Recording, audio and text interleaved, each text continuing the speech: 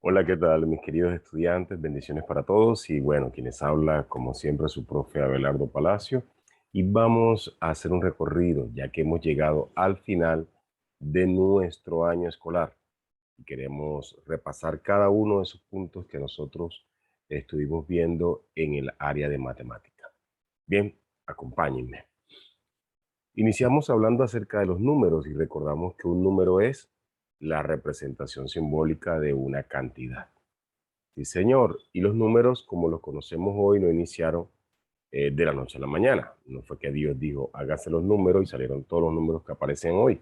No, sino que ustedes saben que cada una de las civilizaciones, podríamos hablar de los babilónicos, de los egipcios, de los romanos, etcétera, cada una de las civilizaciones fueron aportando a la creación de esos números que existieron en la historia y que conocemos hoy.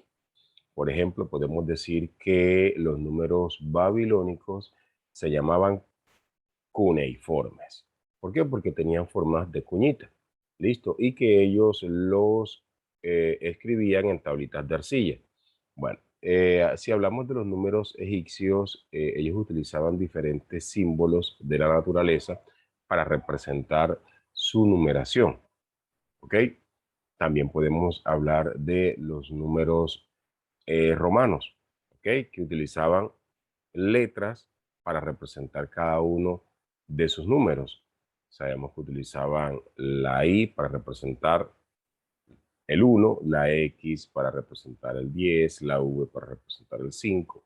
Bien, todo esto nosotros lo fuimos viendo, luego hablamos también de los números arábigos o los números árabes, también de la civilización china y todo su sistema de numeración, los distintos números que ellos, los sistemas que ellos trabajaron, que fueron básicamente dos. Y de esta forma llegamos a los números que conocemos hoy, que son números llamados arábigos porque le atribuyen principalmente a los árabes. Tenemos un sistema de numeración en base 10 porque utilizamos simplemente 10 dígitos, del 0 al 9. Estos 10 dígitos nos permiten a nosotros crear cantidades infinitas. Bien, estos números para poder estudiarlos mejor, nosotros recordamos que fueron clasificados en diferentes familias o conjuntos numéricos. El primer conjunto numérico que nosotros trabajamos se llamó el conjunto de los números naturales. Y estos conjuntos se llamó así porque fueron los primeros números con los que el hombre se relacionó con la naturaleza, o los números que el hombre utilizó para relacionarse con la naturaleza. Con estos números contaba la cantidad de animales que tenía, contaba el espacio de tierra que tenía, en fin, comenzando a hacer marcas en los árboles, contando piedritas, ¿ok? Y de esa forma nacen este primer conjunto de números llamado números naturales. Recordamos que se simbolizan con la letra N, N mayúscula. Listo. Y se representan estos números con N igual, abro llaves, 0, 1, 2, 3, puntos suspensivos, coma, más infinito, que es ese 8 acostado. Recordarán que decíamos, hablábamos al principio de este tema, que representa el número de la mayor cantidad que nosotros podamos imaginar. Y luego cerramos las llaves. Importante cerrar las llaves. Esta es la representación de los números naturales. Bueno, dentro de estos números nosotros comenzamos a trabajar desde preescolar y nosotros comenzamos a realizar operaciones con ellos. La adición, la sustracción, la multiplicación y la división. ¿Ok? De estos números naturales recordamos las partes de cada una de estas operaciones. Cuando las cantidades, dos cantidades se están sumando, estas se llaman así, sumandos, ¿ok? Y el resultado se le llama suma. Cuando estamos realizando una operación de sustracción, a la primera cantidad se le llama minuendo y a la segunda cantidad se le llama sustraendo y el resultado se le llama resta. Recordamos que en la multiplicación las partes, cada número se llaman factores y el resultado se le llama producto. Y para la operación de división, recordamos que tenemos a el dividendo, ¿ok? que es la cantidad que yo quiero repartir, el divisor, que es el número de partes en la que yo voy a repartir la cantidad anterior, el cociente, que es lo que le corresponde a cada una de esas partes, y el resto, que es lo que me queda, en el caso de que me quede alguna parte o alguna cantidad. Bien, estos números nos permitieron trabajar durante casi gran parte de la primaria, pero luego fueron necesarios resolver problemas como, por ejemplo, cuando yo le voy a restar a una cantidad menor una mayor. Nosotros cuando estábamos en primaria y íbamos a restar, por ejemplo, 5 menos 8, nosotros decíamos, señor, profe, no se puede. Listo, porque estábamos trabajando con los números naturales. Vale, pero nosotros luego buscamos solucionar esto y fue necesario crear otro conjunto o hablar de otro conjunto numérico, que fueron los números enteros. Estos números enteros se simbolizan con la letra Z. Recordamos que este número enteros se representa Z igual, abro llave, menos infinito, coma, punto, punto, punto, menos 3, menos 2, menos 1, 0, y de ahí inician los que ya habíamos mencionado antes, que son los números naturales. 1, 2, 3, punto, punto, punto, más infinito, cierro llaves. De esta forma se representa el conjunto de los números enteros. De manera que podemos decir que los números naturales están dentro de los enteros. Es decir, que los naturales son un subconjunto de los números enteros. Bien, con estos números enteros nosotros podemos representar, por ejemplo, cuando tenemos una deuda, ya que si yo tengo 50,000 pesos, esa cantidad sería positiva. Ahora, si yo debo 50,000 pesos, eso lo represento con una cantidad negativa. También hablamos de la temperatura. Cuando estamos hablando de 28 grados centígrados, si yo le coloco un positivo, quiere decir que eso es por encima de 0 grados, es decir, estamos hablando de un calor, que hace calor. Y si yo le coloco menos 28 grados centígrados, estoy hablando de una temperatura por debajo de 0 grados, y eso quiere decir que hay mucho frío. Y tiene muchas otras aplicaciones para medir la altura o depresión de un terreno. Para eso y muchas otras cosas se crearon los números enteros. Ahora, hablemos de las operaciones con estos números. Listo. ¿Cómo nosotros podemos sumar o podemos restar números enteros? Bueno, para sumar o restar los números enteros hemos creado algo que se llama la regla de oro. La regla de oro tiene dos cláusulas.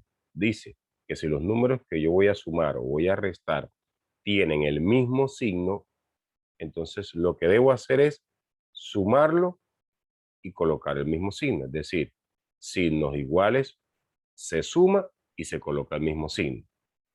Por ejemplo, si yo tengo 5 más 3 es 8 positivo, 5 es positivo, 3 es positivo, son iguales los signos, los sumamos y colocamos el mismo signo. Ahora, si yo tengo menos 3 menos 5, entonces observamos que los signos son iguales, ambos son negativos. ¿Qué se hace? Se suma y se coloca el mismo signo.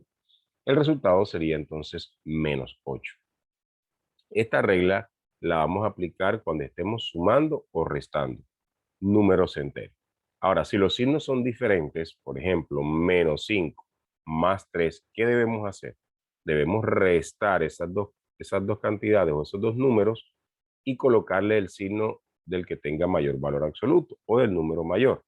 Por ejemplo, menos 5 más 3, la respuesta es menos 2 debido a que debemos restar a 5, le quito 3 y le colocamos el signo del 5, que es el mayor. Bien, esto, la regla de oro, la utilizamos, repetimos, cuando estamos sumando o restando números enteros.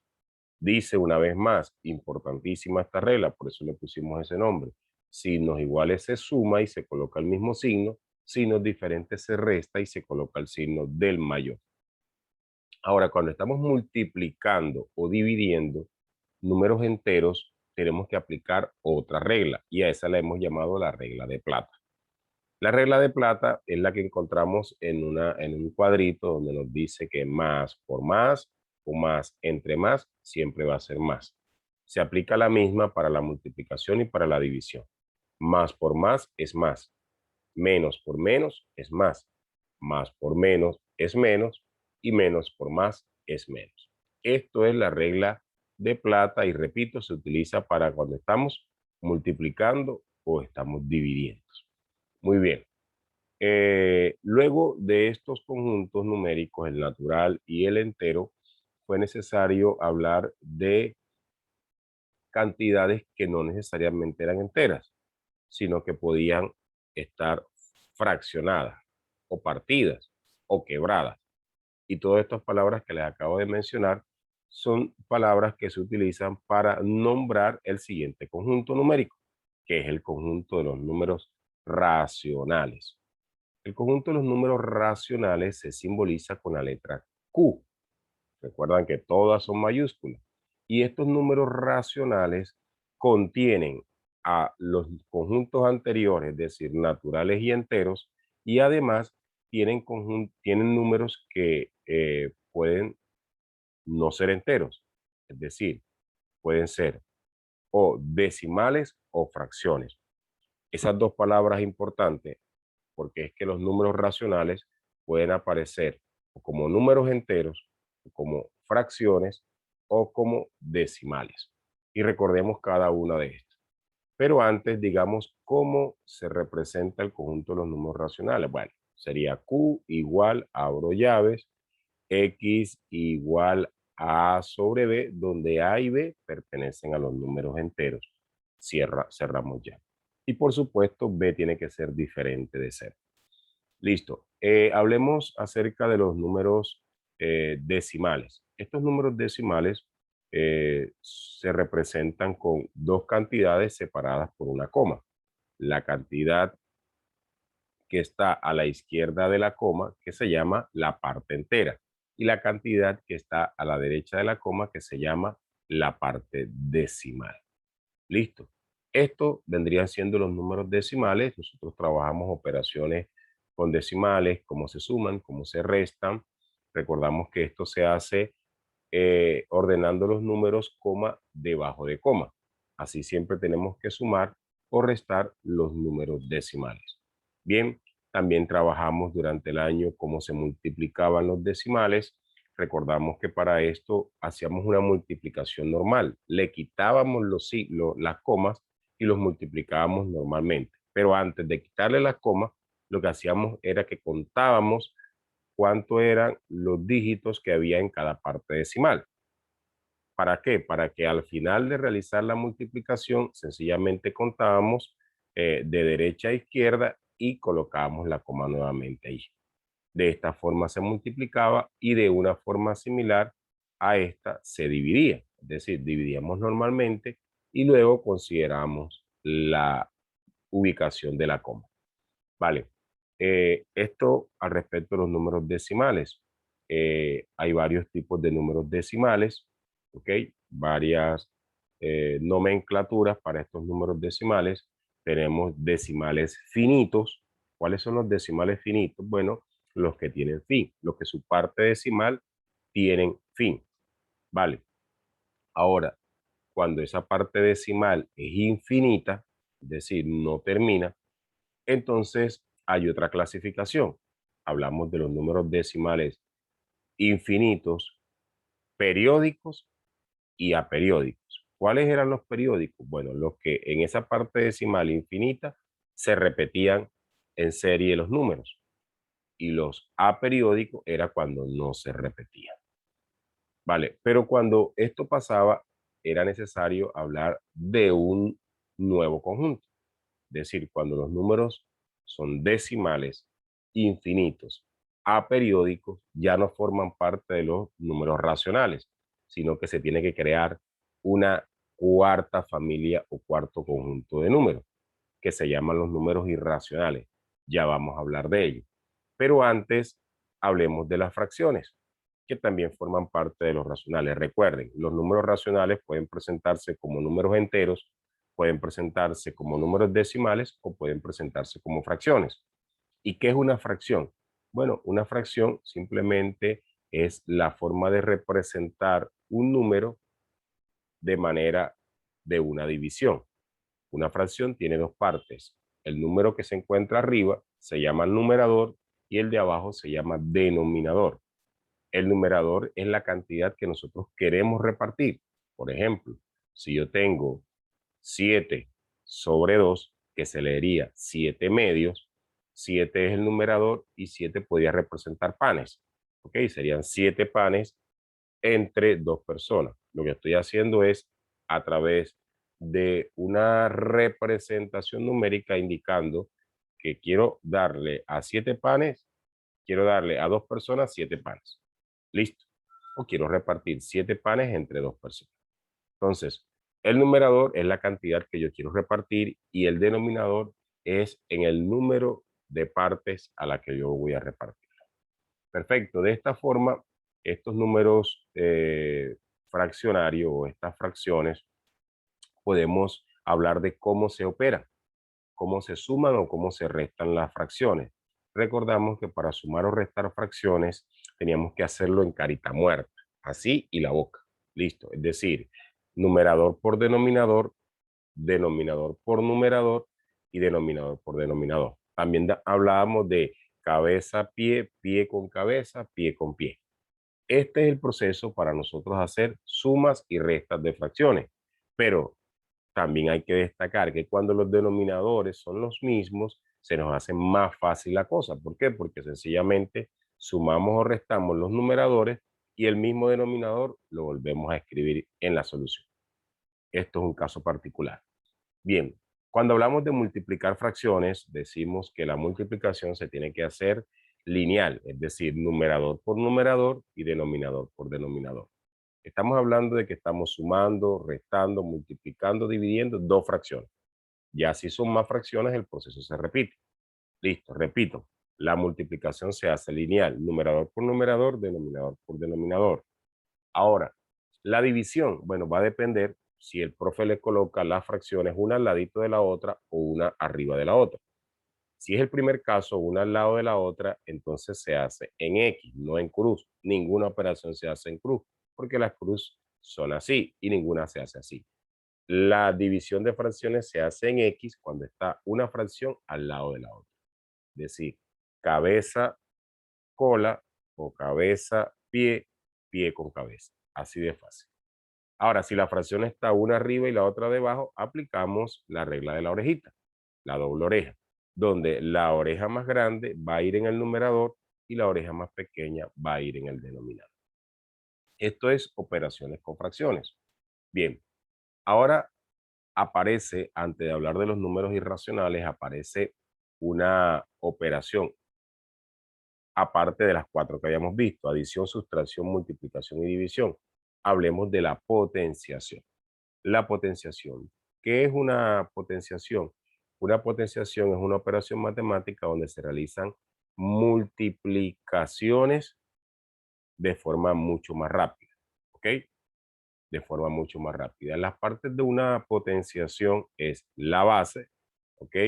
El exponente y el resultado que me daría la potencia. Si yo tengo 5 elevado a la 3, entonces 5 vendría siendo la base, 3 vendría siendo el exponente y el resultado de eso, que es multiplicar 5 por 5 por 5, es decir, la base se multiplica tantas veces por sí misma como diga el exponente. Entonces, esto me daría 125. Esa sería la potencia. Perfecto. Ok, ahora de esta potenciación hay varias propiedades, recordémoslas, todas las que vimos.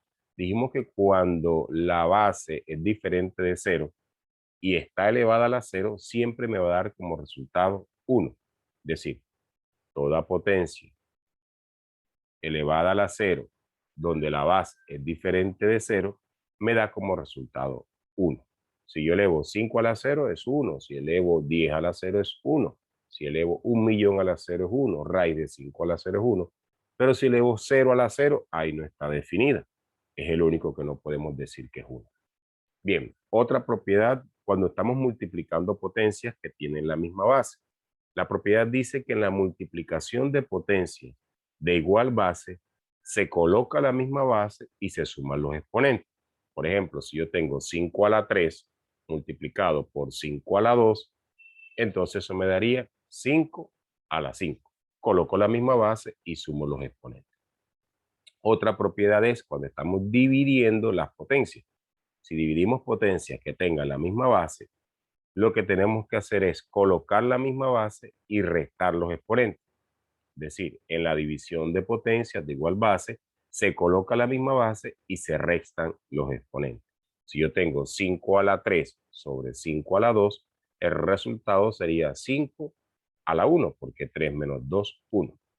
Otra propiedad es cuando tenemos una potencia embarazada, es decir, una potencia que dentro de ella tiene otra potencia. Por ejemplo, sería 5 elevado a la 2 y todo eso elevado a la 3. ¿Qué se hace al respecto? Bueno, se aplica la propiedad que en la potencia de potencia se coloca la misma base y se multiplican los exponentes. Entonces, si ya te diste cuenta que cuando estamos hablando de multiplicación, se suman los exponentes. División, se resta. Potencia de potencia, se multiplica.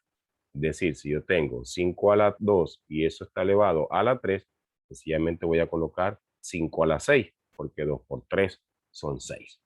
Bien, otra propiedad que tenemos es cuando tenemos la raíz de una potencia, y esa es otra operación matemática, la radicación. La raíz de una potencia lo que se hace es que se coloca la misma base y se dividen el exponente entre el índice de la raíz.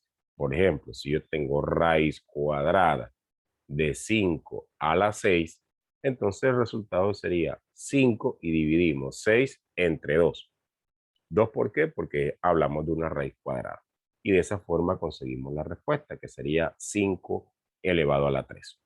Bien, hay muchas otras propiedades de la potenciación. Por ejemplo, cuando la potencia tiene un exponente negativo y está en el numerador, lo que hacemos es que lo bajamos al denominador y así queda positivo. Listo. Viceversa, si está en el denominador con el exponente negativo, lo subimos al numerador y así queda positivo. Bien, ahora hablemos de los números irracionales. Repetimos que estos números irracionales son números decimales infinitos que su parte decimal no se repiten, es decir, son aperiódicos. Estos números irracionales, también llamados números especiales, tenemos aquí a varios números famosos. El número pi, que es uno de los más conocidos, el número de Euler, el número E, el número de oro. Recuerdan que cada uno de estos números lo vimos, su aplicación, por ejemplo, el de pi en la geometría, el de Euler en la economía, en la transmisión de ondas, el número de oro en el diseño gráfico, ¿okay? La parte artística. Y estos números especiales, ¿ok? Recordamos que aparte de los mencionados, también tenemos a las raíces inexactas. Es decir, todos los números que sean raíces que no me dan un valor exacto, sino un valor decimal, recordamos que son números irracionales. Bien, pasado de esto, nosotros comenzamos a hablar acerca de cómo se representan los números decimales y las fracciones en la recta numérica. Recordemos las fracciones. ¿Ok? ¿Cómo se representa una fracción en la recta numérica? Bueno, hay dos casos. Uno, cuando la fracción, el numerador es mayor que el denominador. Por ejemplo, si yo tengo 7 medios. Y otra, cuando tengamos el caso del contrario, si yo tengo 2 séptimos. En la primera situación, 7 medios, cuando el numerador sea mayor que el denominador, ¿cómo lo represento en la recta numérica? Nosotros recordamos unos pasos. ¿Qué debemos de hacer? Bueno, sencillamente, cuando tengo el numerador mayor que el denominador, lo que voy a hacer es que cada unidad de la recta numérica, es decir, el 1, del 0 al 1, del 1 al 2, del 2 al 3, etcétera, lo que voy a hacer es que lo voy a dividir en tantas partes como diga el denominador. Si tengo 7 medios, es decir, de 0 al 1, lo divido en dos partecitas.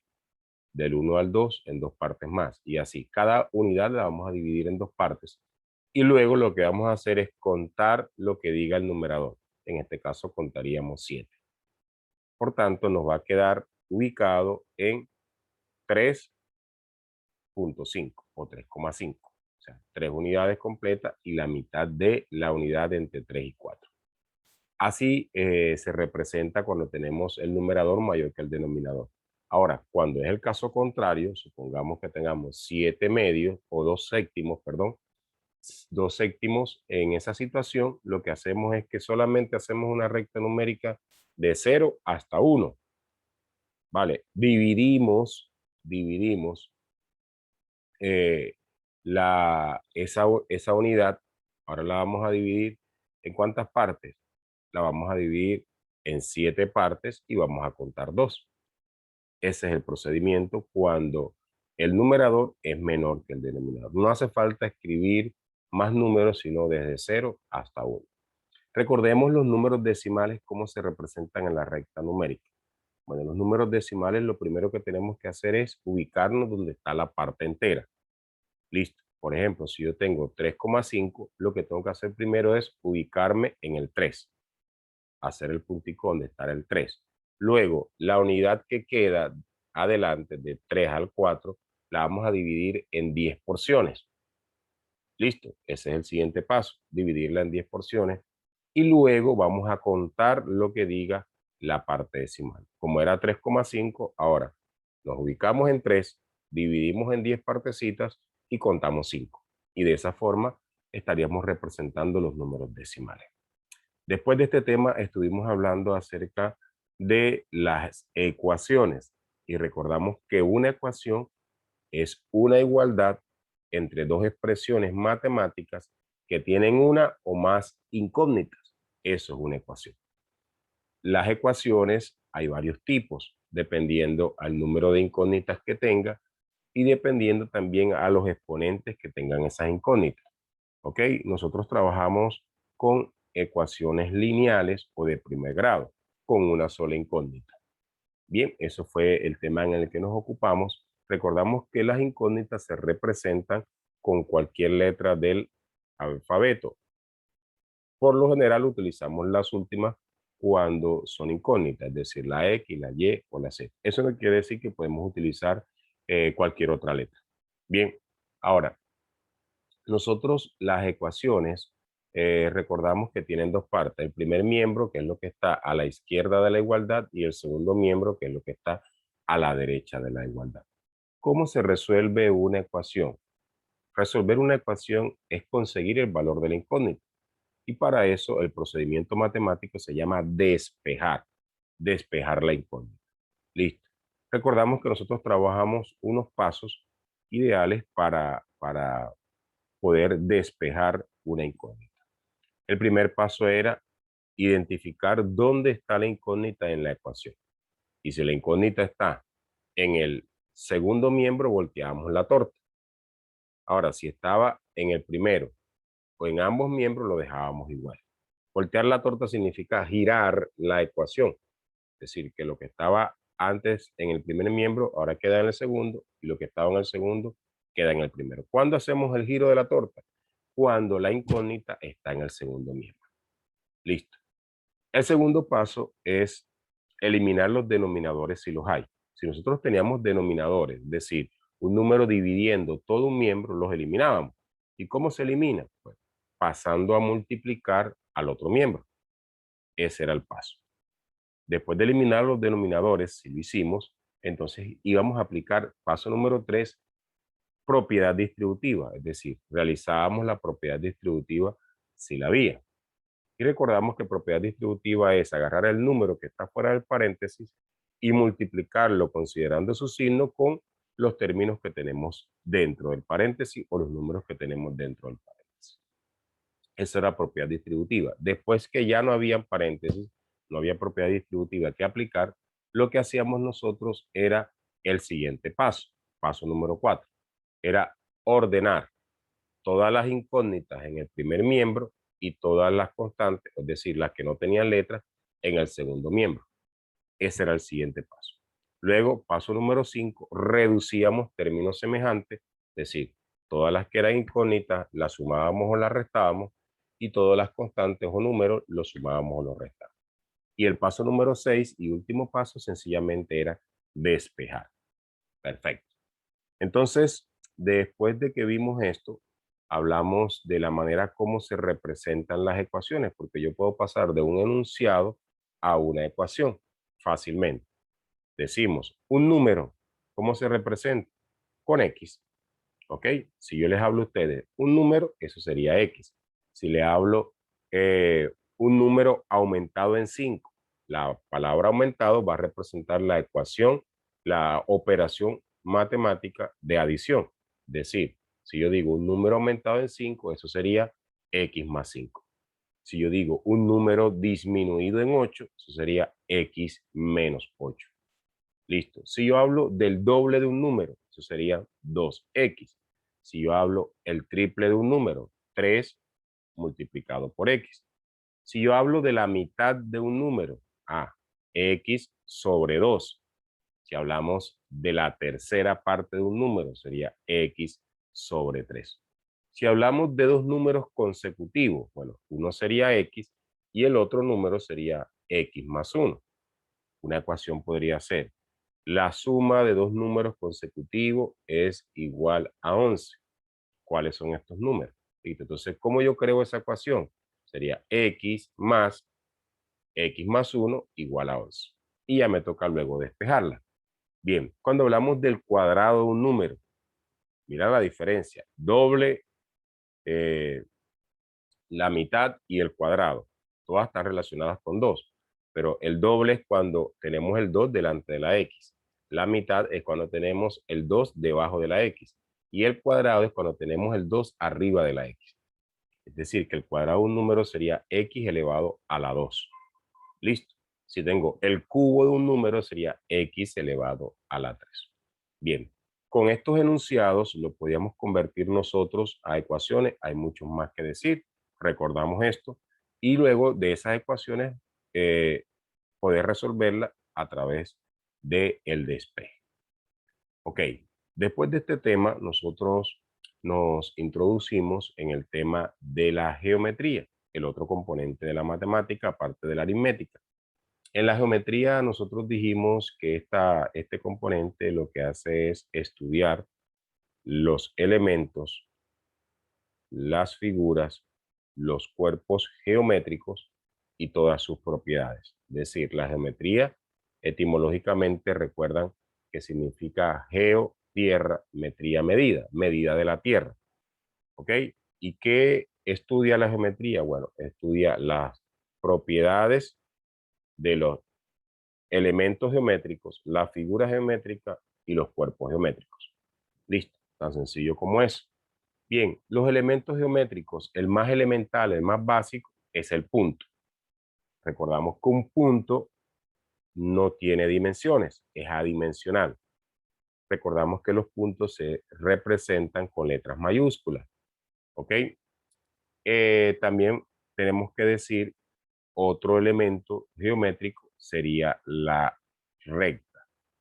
¿Qué es la recta? Bueno, antes de hablar de la recta, hablemos de la línea. Una línea es una sucesión de puntos. Ya explicamos lo que era un punto. Ahora, cuando yo coloco varios punticos seguidos uno del otro, se forma una línea. Listo. Y ahora sí, hablemos de la recta.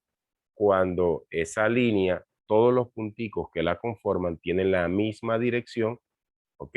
Llevan la misma orientación, entonces estamos hablando de una línea recta o sencillamente de una recta.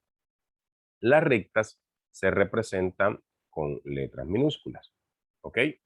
En la mayoría de los casos. Entonces, de estas rectas podemos hablar de el segmento. El segmento es una recta que tiene principio y que tiene final. Es decir, comienza en un punto y termina en un punto. El rayo sería una recta que tiene principio pero que no tiene final. Sabemos dónde comienza pero no dónde termina. Y la recta como tal que no tiene ni principio ni final. Es decir, nosotros no podemos medir una recta porque no sabemos dónde comienza ni sabemos dónde termina. Ahora, las rectas cuando se relacionan entre ellas, hay varios tipos. Hablamos, por ejemplo, de rectas paralelas. ¿Cuándo dos rectas son paralelas? Bueno, cuando está una con la misma dirección de la otra. Estas rectas nunca, nunca, nunca se van a cortar. Listo. Y yo digo, la recta L1 es paralela, utilizo ¿qué? Dos barritas para indicar que son paralelas a la recta L2. También puede ser que ellas se corten y se corten formando cuatro ángulos de 90 grados. Ya vamos a hablar de lo que es esto de ángulos. En las rectas son perpendiculares cuando pasa esto. Rectas perpendiculares son las que se cortan formando cuatro ángulos de 90 grados. ¿Ok? Es decir, se cortan como por ejemplo cuatro cerámicas en el piso. Ahí se forman dos rectas perpendiculares. ¿Por qué? Porque se están cortando en un punto llamado vértice y se están formando cuatro angulitos o cuatro espacios de 90 grados. Listo. Hablemos ahora de eso, de los ángulos. ¿Qué es un ángulo? Un ángulo es el espacio comprendido entre dos rectas que se cortan en un punto llamado vértice. Eso es un ángulo. ¿Ok?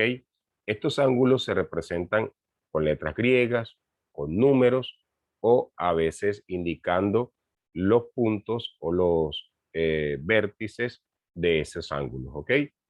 Por ejemplo, yo puedo decir el símbolo ángulo, que es como un ojito, y si está formado por el punto A o B, eso sería una forma de representarlo. Puedo decir que ese es el ángulo alfa, el ángulo beta, o puedo decir que ese es el ángulo 1. En la mayoría de las veces se representa de esta forma. Entonces, cuando hablamos de los ángulos, tenemos que decir que ellos se miden en grados. ¿Ok? Los grados es la unidad con la que nosotros vamos a medir los ángulos. Ahora, según la medida de los ángulos, ellos reciben sus nombres.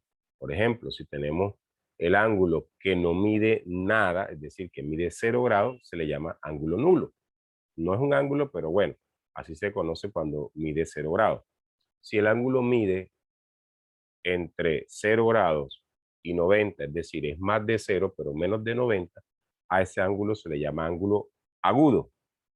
Cuando el ángulo mide exactamente 90 grados, se le llama ángulo recto. Cuando mide más de 90, pero menos de 180 grados, se le llama ángulo obtuso. Y cuando mide exactamente 180 grados, se le llama ángulo llano. Recordamos que un giro completo son 360 grados. Es decir, cuando tú partes, haces el recorrido y llegas otra vez al principio, ahí diste 360 grados. Cuando hacemos una media circunferencia, un medio giro, estamos generando 180 grados. Ok, bueno, después de este tema, o de este tema de la geometría, nosotros comenzamos a hablar acerca de las figuras geométricas. Ya hablamos de los elementos, ahora hablemos de las figuras geométricas. Las figuras geométricas, la primera con la que trabajamos fue el círculo y la circunferencia. Recordamos la diferencia entre círculo y circunferencia. ¿Ok? La circunferencia es la línea que rodea lo que está dentro y lo que está dentro es lo que se llama círculo. Bien, ahora hablemos de los elementos de una circunferencia. Primero, el centro. La circunferencia recordamos que es una figura geométrica plana que sus puntos tienen la misma distancia a un punto fijo llamado centro. Ese elemento centro, ¿ok? Es el que se encuentra a la misma distancia de todos los puntos de la circunferencia. Ese es el primer elemento de una circunferencia, su centro. Ahora, el segmento del centro a cualquier punto de la circunferencia se le llama radio. ¿Ok? Nosotros podemos señalar infinitos radios en una circunferencia. Ahora, cuando un segmento va de un punto de la circunferencia a otro punto de la circunferencia y pasa por el centro, se le llama diámetro. Repito, si va de un punto a otro punto de la circunferencia, pero pasa por el centro, se le llama diámetro. Cuando no pasa por el centro, se le llama cuerda. ¿Ok? La cuerda entonces es un segmento de recta que va de un punto a otro punto de la circunferencia, pero no pasa por el centro. También podemos hablar de otro elemento que es la recta tangente. Cuando una recta toca la circunferencia en un solo punto, se le llama recta tangente. Ahora, si la corta en dos puntos, entonces se le llama recta secante. Y hay muchos más elementos de la circunferencia. Vamos a recordar esto, ¿ok? De la circunferencia nosotros comenzamos a hallar el perímetro. ¿Qué es el perímetro? Bueno, es lo que mide esa circunferencia. Si la circunferencia, imagínense que es una cadena, que la ponemos en forma circular, luego la desabrochamos y la estiramos. Bueno, lo que mide esa cadena, eso vendría siendo el perímetro de la circunferencia. ¿Ok? ¿Cómo calculamos nosotros el perímetro de una circunferencia? A través de una formulita que es perímetro igual a 2 por pi por r. Esa es la fórmula. Vale. Ahora, cuando hablamos del área que encierra ese perímetro o el área del círculo, también tenemos una fórmula para poder trabajar. También tenemos una fórmula para poder trabajar con ella. ¿Qué sería? El área de un círculo es igual a pi por el radio elevado al cuadrado. Listo, recuerdan, pi por r cuadrado. Bien, esta es para hallar el área de la circunferencia. Ahora, cuando a esa circunferencia le echamos aire y la convertimos en un balón, ya no estamos hablando de una figura, sino de un cuerpo, ¿ok? Y un cuerpo no tiene área, sino que tiene volumen. Ahora, ¿el volumen de qué? De una esfera. Ya no se llama circunferencia o círculo, sino que ahora se llama esfera, como la que tengo ahí atrás, de la Tierra. La esfera tiene un volumen. ¿Y cuál es el volumen de esa esfera? 4/3 de pi por r al cubo. De esa manera nosotros vamos a hallar el volumen de una esfera. Vimos todo esto, luego hablamos de otra figura geométrica que era el triángulo. El triángulo, que es una figura geométrica plana que está formada por 3 lados y 3 vértices. ¿Ok? Y ahora hablamos de la palabra lado. Un segmento recto, ¿ok? Cuando tengo 3 segmentos rectos que se cortan en 3 puntos, ahí se forma un triángulo. Los triángulos dijimos nosotros que recibían dos clasificaciones. Una según los ángulos del triángulo y otra según la medida de sus lados. Hablábamos de triángulos según sus lados, según sus lados hablábamos de el equilátero, hablábamos cuando un triángulo era equilátero, bueno, cuando todos sus laditos medían exactamente lo mismo. Entonces, ese triángulo decíamos nosotros que era equilátero. Si tenía dos lados iguales, entonces ese triángulo se llamaba isósceles. Y si ninguno de sus lados tenía la misma medida o era igual uno al otro, entonces se llamaba escaleno. Cuando los clasificamos según sus ángulos, hablamos de el triángulo acutángulo. Es aquel triángulo que tiene sus lados, sus ángulos agudos. Ya recuerdan, agudos, entre 0 y 90 grados, más de 0, menos de 90. Cuando un triángulo tenía un ángulo recto, es decir, de 90 grados, se llama triángulo rectángulo, y cuando el triángulo tenía un ángulo obtuso, se le llama, es decir, obtuso, recuerdan, más de 90, menos de 180, se le llama obtusángulo. Listo. Nosotros podíamos hallar el perímetro, es decir, todo lo que mide, ¿ok? Cada uno de sus lados, eso es lo que se le llama el perímetro de un triángulo, sumando la medida de cada uno de sus lados. Es decir, el perímetro de un triángulo va a ser igual a la suma de sus lados. Para hallar el área por la superficie comprendida entre un triángulo, aplicamos la fórmula base del triángulo multiplicada por la altura del triángulo y eso dividido entre 2. Es decir, que el área de un triángulo es base por altura sobre 2. Muy bien. Nosotros, bien, luego de esto, nosotros estuvimos hablando acerca de una tercera figura, que eran los cuadriláteros. En los cuadriláteros nosotros encontramos figuras geométricas planas formadas por 4 lados. Y de igual forma hallamos su perímetro, que era sumando todos sus lados, y hallamos el área. Pero el área iba a depender de cada una de los tipos de cuadrilátero, ya que habían varios tipos de cuadrilátero. Listo. Después de esta parte geométrica nos introducimos en el tema de la estadística. ¿Qué es la estadística? Bueno, es otro componente de la matemática que se encarga de capturar, ordenar, procesar, representar y analizar datos de una población. Eso es la estadística. ¿Ok? ¿Cómo se capturan los datos? A través de entrevistas, de encuestas, de preguntas. ¿Cómo se ordenan los datos? A través de tablas de distribuciones de frecuencia. ¿Cómo se procesan los datos? Bueno, a través de medidas de tendencia central, como la media, la moda, la mediana. Ok, cuando hablamos de cómo se representan, bueno, ahí tenemos que mencionar los diferentes gráficos estadísticos. El gráfico circular o el gráfico de torta. También tenemos que mencionar el gráfico de barra, muy conocido por muchos, el pictograma, el histograma, etcétera. Bien, hablemos un poco de cómo nosotros organizamos esos datos. Es decir, hablemos de la tabla de distribución de frecuencia. La tabla de distribución de frecuencia, nosotros ubicamos primero las categorías, ¿ok? Las categorías, es decir, los valores que toma la variable. Epa, pero ¿qué es una variable? La variable es el valor que toma un dato dentro de nuestro estudio estadístico. Es decir, nosotros tenemos variables de 4 tipos.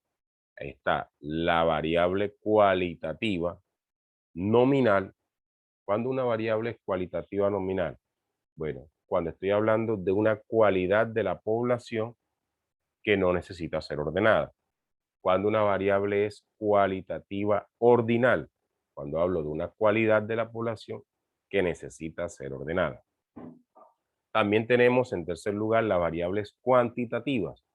Cuando una variable es cuantitativa continua y cuantitativa discreta. Hablemos primero de la discreta. Bueno, una variable cuantitativa discreta es cuando la variable toma un valor de una cantidad de la población que puede ser o necesita ser un número entero, mientras que una variable cuantitativa continua puede ser un valor que puede ser entero o puede ser decimal también. Bien, después de mencionar los 4 tipos de variable, cualitativa nominal, cualitativa ordinal, cuantitativa continua y cuantitativa discreta, ahora hablemos de cada una de esas columnas de la tabla de distribución de frecuencia. Bien, la tabla de distribución de frecuencia, la primera columna van a ser las categorías, es decir, los valores de la variable. Eso lo vamos a representar con la letra X mayúscula. La segunda columna vamos a encontrar allí la frecuencia absoluta. La vamos a simbolizar con FA. La frecuencia absoluta, ¿qué es? Es el número de veces que se repite una variable. ¿Ok? La tercera columna la vamos a representar con la frecuencia absoluta acumulada para el caso de séptimo, y para el caso de sexto, esta columna no la tomamos. La frecuencia absoluta acumulada representada como FA, nosotros la hallamos sumando en escalerita, es decir, el primer valor de la frecuencia absoluta lo ponemos tal cual y luego comenzamos a sumar en escalerita. ¿Cómo sabemos si el proceso que hemos hecho en esa tercera columna está bien? Bueno, porque luego de sumarla toda, nos tiene que dar el valor de el tamaño muestral, es decir, de todos los datos que nosotros tenemos. Debe ser igual ese tamaño, ese número total de datos a ese valor que nosotros acabamos de obtener allí de último. Bien, luego hablamos de la siguiente columna que es la frecuencia relativa. La frecuencia relativa, ¿cómo se consigue? Primero se representa con F minúscula R y se consigue dividiendo la frecuencia absoluta entre el número total de datos. Bien, ¿cómo sabemos nosotros que la frecuencia relativa está bien? Porque después de sacarla, al sumarla todo me tiene que dar 1. Para el caso de séptimo, la siguiente columna sería la frecuencia relativa acumulada. ¿Ok? Para el caso de sexto, no hablamos de este valor. Recuerden que la frecuencia relativa acumulada se calcula de la misma manera como la frecuencia absoluta acumulada, en escalerita. Luego hablamos de la siguiente columna, que era el porcentaje. El porcentaje nosotros lo calculamos ¿cómo? Multiplicando la frecuencia relativa por 100. De esa forma nosotros obteníamos el porcentaje. Y de esta manera nosotros sacábamos nuestra tabla de distribución de frecuencia. ¿Cómo sabíamos si habíamos llegado a la respuesta correcta? Bueno, que después de sumar toda la columna del porcentaje, me tenía que dar un valor de 100% o muy cercano a 100%. Después de nosotros tener nuestra tabla de distribución de frecuencia lista, pasamos a representarlo, bien sea en un diagrama de barra o bien sea en un diagrama circular. Recuerden que los diagramas de barra se construyen relacionando la variable o la categoría con la frecuencia absoluta o con el porcentaje. En el eje de las X, yo puedo colocar allí la categoría y en el eje de las Y puedo colocar o la frecuencia absoluta o el porcentaje. Y luego ir graficando mis barras de una forma muy bonita, muy chévere, muy ordenada. Y así tendríamos nuestro diagrama de barra. El diagrama circular, ¿cómo se crea? Bueno, para un diagrama circular tenemos que crear una siguiente columna, que es la columna de los grados. ¿Cómo hallamos los grados para representar nuestro diagrama circular? A través de la formulita de multiplicar la frecuencia relativa por 360 grados. Y de esa forma nosotros íbamos a saber cuántos grados iba a llevar cada porción de la torta. Listo, luego agarramos, representamos nuestra circunferencia y comenzamos a porcionar con la ayuda del transformador, el transportador, con la ayuda del transportador, no el transformador. El transportador nos permitía a nosotros ir representando, marcando en la circunferencia cuánto llevaba cada porción. Y de esta manera hicimos un repaso, ok, a grandes rasgos de todos los temas que vimos en este periodo. Bueno, mis hijos, bendiciones, gracias por estar pendiente y por todo lo logrado durante este periodo.